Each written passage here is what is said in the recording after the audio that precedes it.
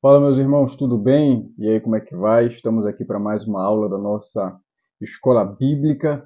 Estamos estudando a primeira carta de Paulo aos Coríntios, essa revista aqui, e hoje chegamos à lição de número 7, que fala sobre o capítulo 9. E o assunto da lição é Paulo, exemplo de liberdade.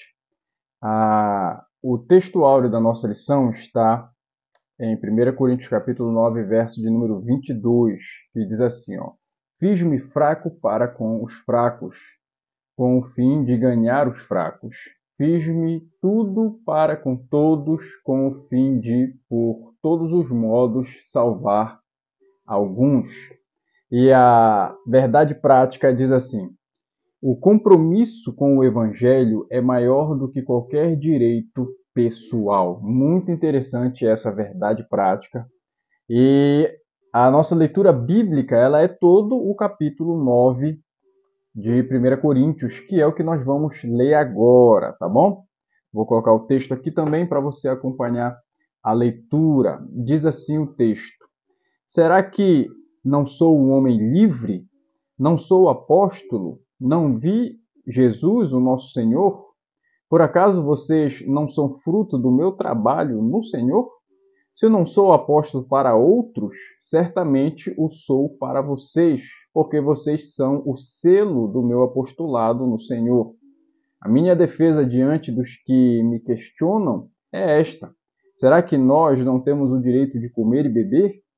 Será que não temos o direito de levar conosco uma mulher crente como esposa, como fazem os demais apóstolos, os irmãos do Senhor e Cefas?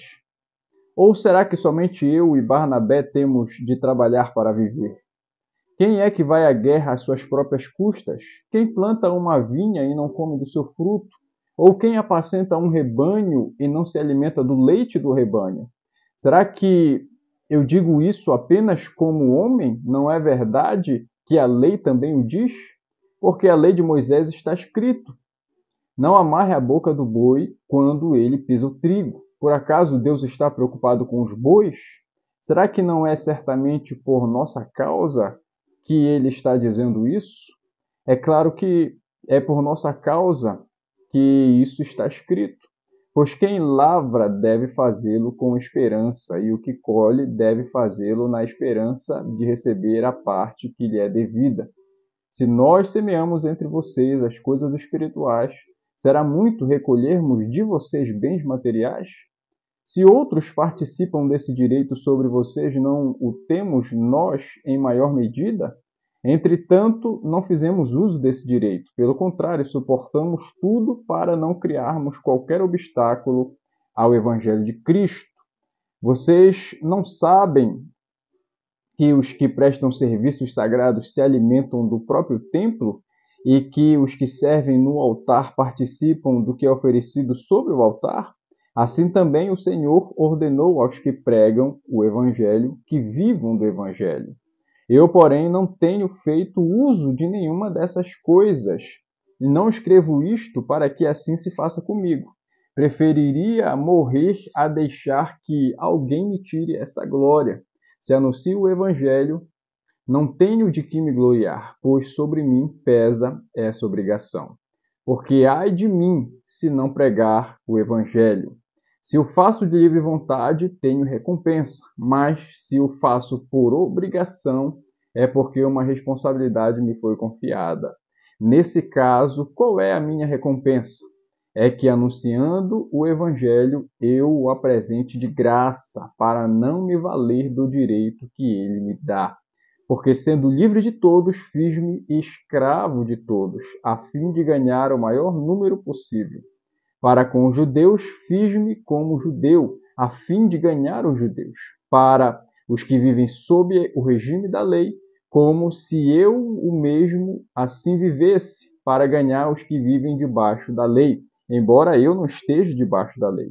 Aos sem lei, como se eu mesmo o fosse, não estando sem lei para com Deus, mas debaixo da lei de Cristo, para ganhar os que vivem fora do regime da lei. Fiz-me fraco para com os fracos, a fim de ganhar os fracos.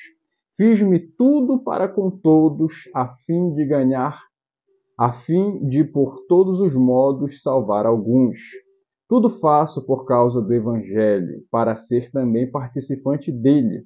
Vocês não sabem que os que correm no estádio, todos na verdade correm, mas um só leva o prêmio? Corram de tal maneira que ganhem o prêmio. Todo atleta em tudo se domina, aqueles para alcançar uma coroa corruptível, nós, porém, a incorruptível.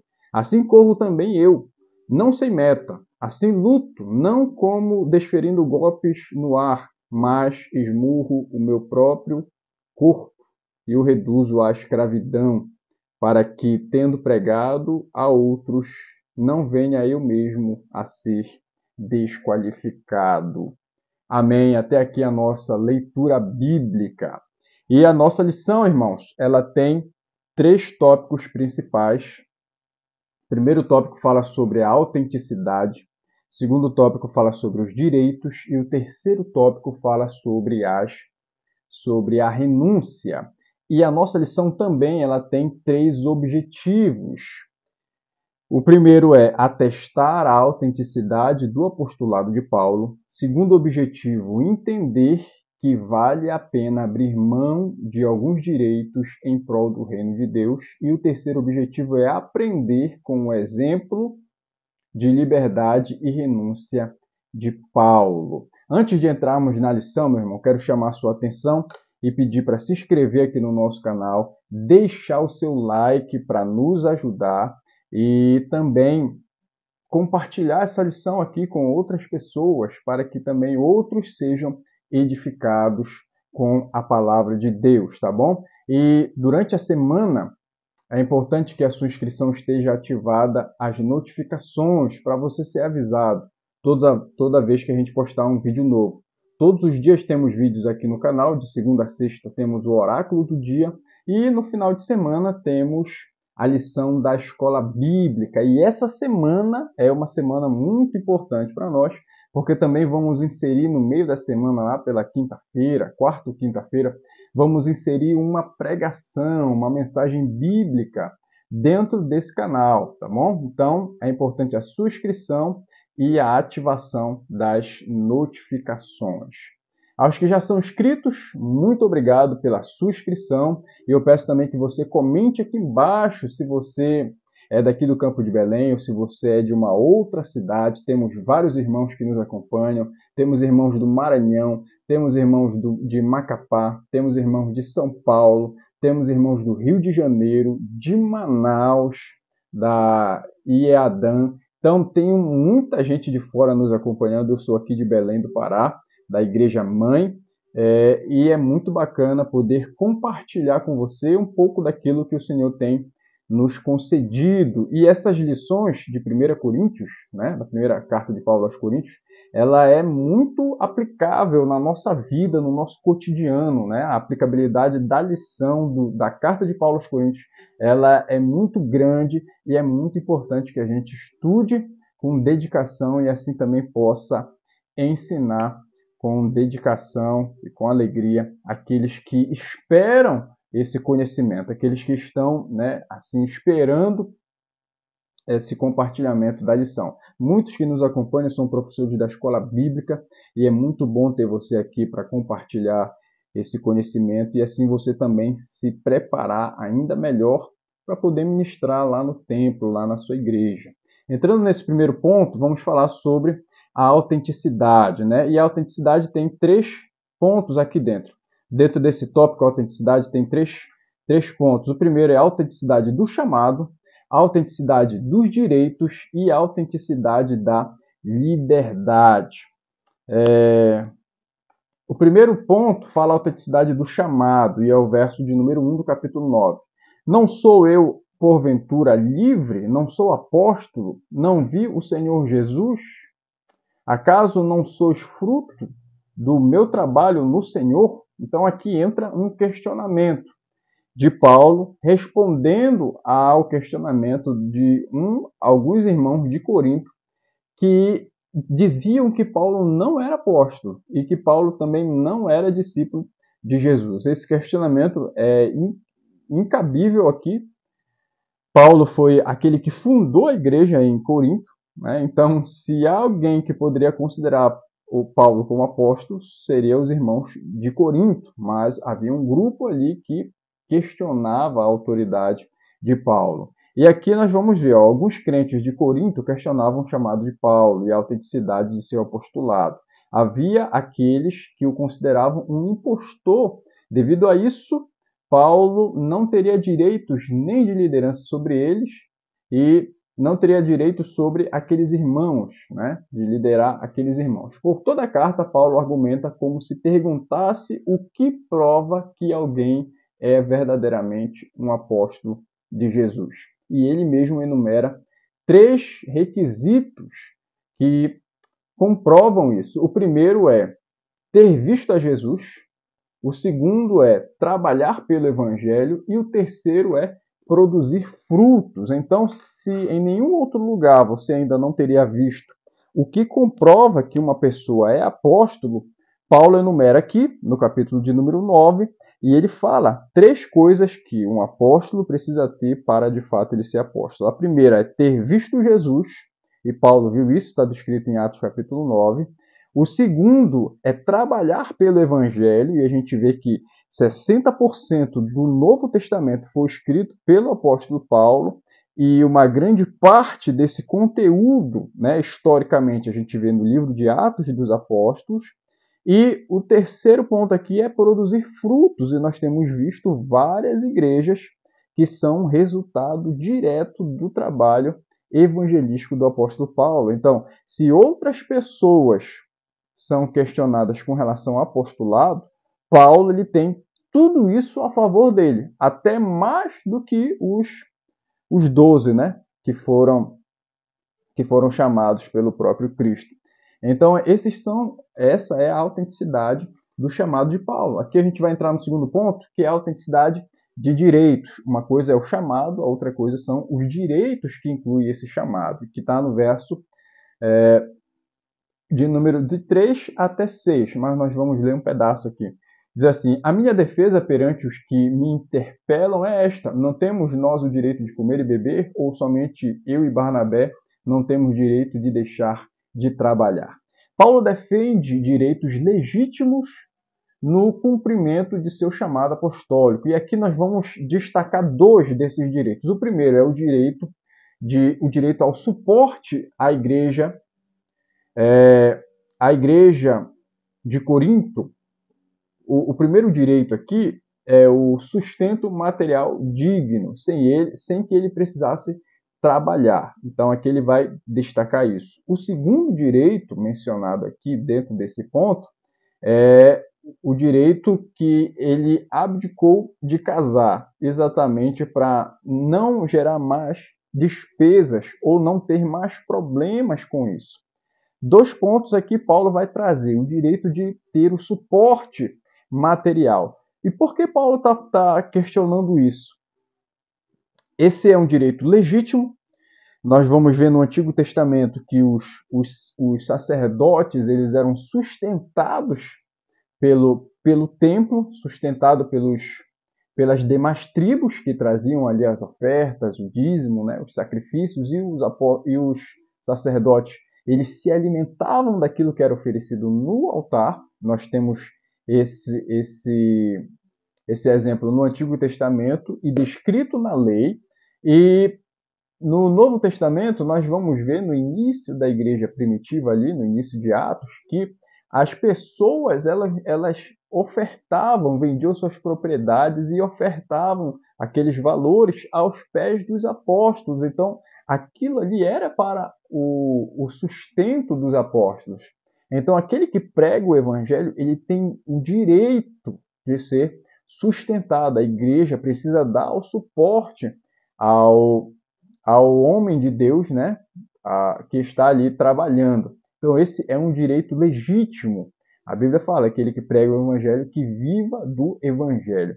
Em muitos casos, né, a integralidade do chamado requer que a pessoa seja sustentada pela igreja. De fato, isso é um direito, não é antibíblico e não é errado. Mas aí o que acontece? O errado que acontece é que muitas igrejas não dão esse suporte devido ao seu líder, e aí ele vai precisar trabalhar, vai precisar ter uma outra fonte de renda para se manter, para manter a sua casa, para manter as suas despesas. E por que o reino ele perece e ele sofre por causa disso? Porque o pastor ou líder que vai estar ali, ele não vai estar 100% disponível para a obra de Deus.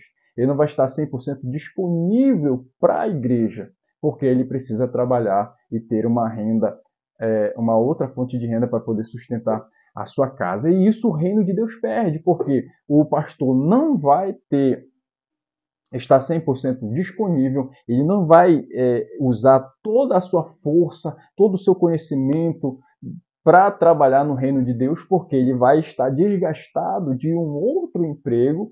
Então, isso daí, só quem perde é o reino, é a igreja, só a igreja perde com isso. E Paulo está dizendo aqui que isso é um direito do homem de Deus que está ali. E os outros apóstolos, eles se valiam desse direito. Eles eram sustentados pelas igrejas. E Paulo não. Paulo vai dizer, só eu e Barnabé que temos de trabalhar para poder nos sustentar, sendo que os outros apóstolos, eles já usufruíam disso, né?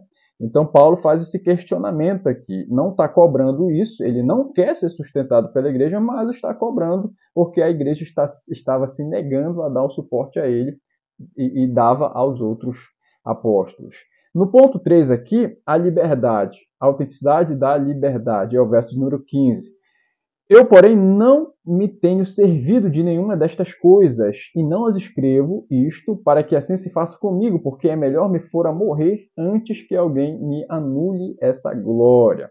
Paulo destaca com propriedade um princípio superior da renúncia, que consiste em abrir mão de alguns direitos pessoais, ainda que legítimos, em benefício do próximo, imitando a atitude de Cristo. Então, Paulo, aqui nesse terceiro ponto, ele abre mão desse direito, ele já não recebia e não faz a exigência de receber, pelo contrário, ele não quer receber, mas ele fala, ó, tá errado, porque outros apóstolos, eles desfrutam desse direito. No Antigo Testamento nós temos os sacerdotes que desfrutavam desse direito, e eu não estou desfrutando desse direito, e isso eu não estou cobrando, mas eu estou dizendo que isso está errado.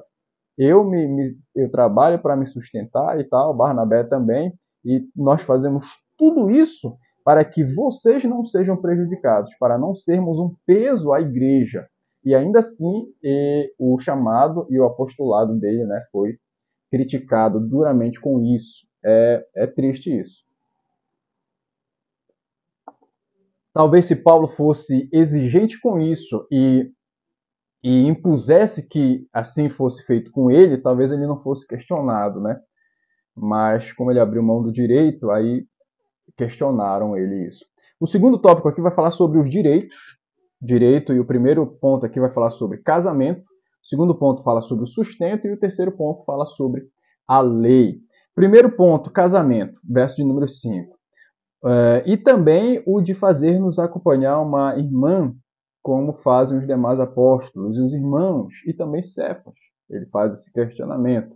Paulo menciona o direito de casar e levar consigo uma esposa crente, podendo prover a ela a proteção e sustento. Era costume da época casais cristãos viajarem juntos para pregar o evangelho. Outros apóstolos, especificamente Tiago e Cefas, que é Pedro, que eram conhecidos dos coríntios, tinham cada qual a sua esposa e podiam desfrutar desse direito. Então, voltando um pouquinho falando do que aconteceu antes, Tiago, que também era apóstolo, ele fazia isso, tinha esse direito, e também Pedro fazia isso.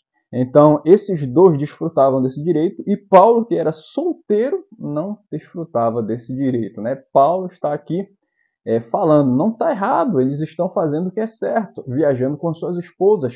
O errado está em a igreja se negar a me ajudar de forma material, de forma financeira ali, visto que outros estavam usufruindo desse direito. E aqui a igreja ela supria as necessidades do apóstolo, a igreja supria a necessidade da esposa do apóstolo. Então, nada lhes faltava, né? Mas só com o apóstolo Paulo que tinha essa marcação aqui. O segundo ponto aqui dentro do direito é o sustento, né? E aí Paulo vai usar esse exemplo aqui no versículo 7, que diz assim, ó, quem jamais vai à guerra à sua própria custa? Quem planta uma vinha e não come do seu fruto? Ou quem apacenta um rebanho e não se alimenta do leite do rebanho? O apóstolo era considerado o apostolado, né? Era considerado um ofício, um trabalho em prol da igreja que exigia esforço e dedicação. Alguns dos apóstolos, pela importância da missão e até pelo chamado que receberam de Cristo, conforme Lucas 5, do verso 10 e o verso 11, escolheram abrir mão de suas profissões para se dedicarem de maneira exclusiva à pregação do Evangelho. E Paulo compara o ofício apostólico com três profissões muito comuns à época, que é o soldado, o agricultor e o pastor de gado, né? Então, Paulo vai usar esse exemplo, que os soldados iam à guerra e eram sustentados pelo Estado. O Estado ali supria o alimento, supria a armadura, supria as armas, supria todo o suporte que o soldado precisava para poder, né, combater na guerra. O segundo ponto aqui é o agricultor, que ele trabalhava e comia do fruto do seu trabalho. E o terceiro é o pastor de gado, que também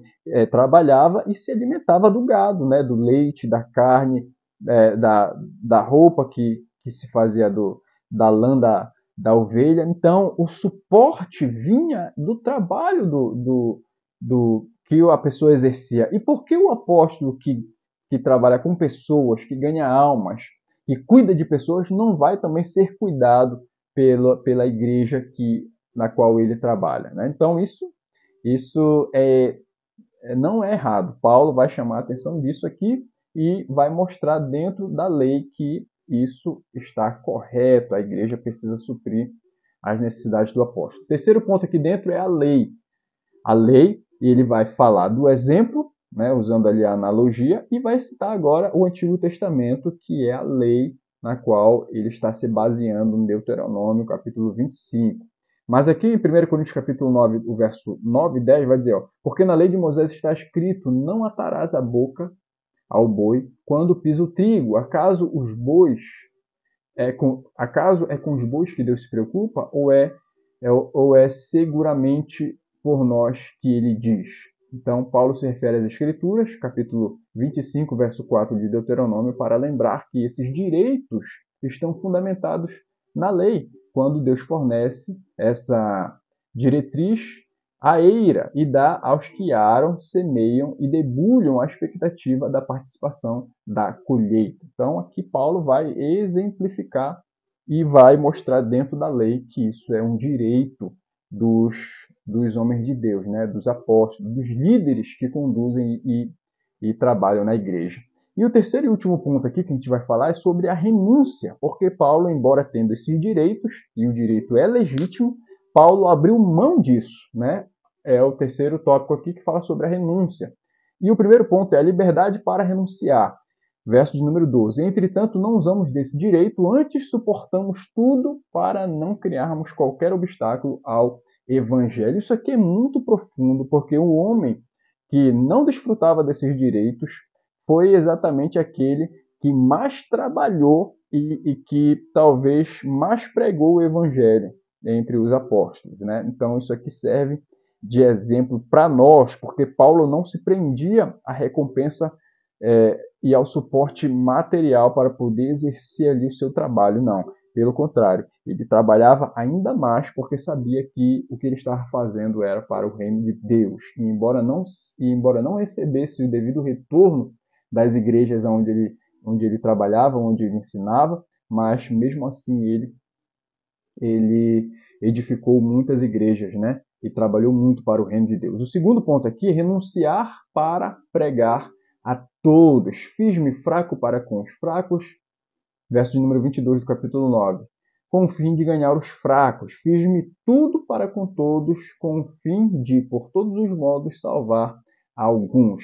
Então, o apóstolo Paulo aqui, nesse ponto, verso 22, ele diz que ele vai usar de todas as estratégias com a finalidade de ganhar as pessoas para Cristo, né? Se a pessoa se sentia forte, ele se fazia também como forte para ser como um igual. Se a pessoa estava dentro das diretrizes judaicas, ele também se comportava como dentro das diretrizes judaicas para poder ganhar aqueles que eram judeus. Se ele pregava entre os gentios que não tinham nenhuma religião, ele se fazia também como se não tivesse religião, como se não se prendesse a nada disso, para ganhar aqueles que eram gentios. Então, essa frase aqui é fantástica. Ele vai dizer, ó, fiz de tudo para com todos, com o fim de, por todos os modos, salvar alguns. Paulo estava ciente que não ia conseguir salvar a todos, mas aqueles que estivessem em seu alcance, com certeza ele iria fazer de tudo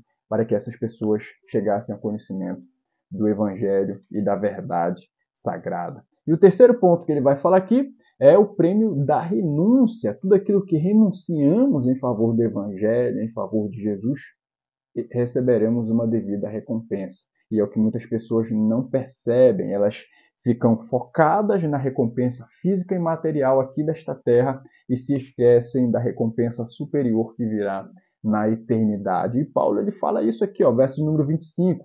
Todo aquele que luta, de tudo se abstém. Eles o fazem para alcançar uma coroa corruptível. Nós, porém, para alcançar uma coroa incorruptível. E aqui ele vai usar o exemplo do soldado, do atleta, que se dedica ali, né? E se nós fôssemos avaliar no nosso tempo, o atleta ele faz dieta, ele se submete a uma agenda de treinamento rigorosa, ele se abstém de momentos de lazer e de descanso, se abstém de momentos de lazer com a família, muitas vezes, para estar treinando ali, e tudo isso para que ele possa ser o melhor dentro ali do seu esporte. E Paulo fala isso, se o atleta ele faz e tem essa dedicação, por que eu, no reino de Deus, não posso também ser dedicado? Se o atleta faz isso para ganhar uma medalha, para ganhar um troféu que com o tempo vai se estragar, por que eu não posso ser ainda mais dedicado no reino de Deus, que vou ganhar uma recompensa que é eterna? Então fica esse grande exemplo para nós cristãos. E você tem se dedicado no reino de Deus? Tem dado gás mesmo? Tem feito de tudo, porque às vezes muita gente faz corpo mole, não faz de tudo. E Paulo está dizendo aqui, ó, fiz de tudo para com todos, com o fim de enganar alguns. Então isso é um grande exemplo para nós, que nós devemos fazer de tudo e dar o nosso melhor no reino de Deus. Toda a nossa dedicação, todo o nosso entendimento, nós devemos nos esforçar para que o reino de Deus cresça. Amém, queridos? Comenta aqui embaixo o que você achou dessa aula, se você tem alguma pergunta, e eu também tenho pergunta. Vou fazer agora o questionário, são 3 perguntas da nossa lição. Vou colocar esse questionário como comentário fixo aqui e eu quero que você responda, tá? Primeira pergunta: Paulo era apóstolo daquela igreja que era o selo do seu apostolado, portanto, Paulo estava reivindicando o seu próprio sustento. Isso é verdadeiro ou é falso? Comenta aqui embaixo. Segunda afirmação, né? Paulo estava condenando o sustento dos ministros de Cristo, visto que ele próprio era o exemplo de não ser sustentado pela igreja, assim todos os ministros deveriam trabalhar fora da igreja para o seu sustento. Isso é verdadeiro ou é falso? E a terceira afirmação é: há no apóstolo dos gentios um grande exemplo de uma pessoa que abriu mão dos direitos legítimos visando a causa maior, o alcance de pessoas pelo Evangelho. Isso é verdadeiro ou é falso? Comenta aqui embaixo e muito obrigado por nos acompanhar até aqui. Que Deus abençoe a sua vida. Não se esqueça de compartilhar esse vídeo agora com outra pessoa. Fica na paz e até a próxima.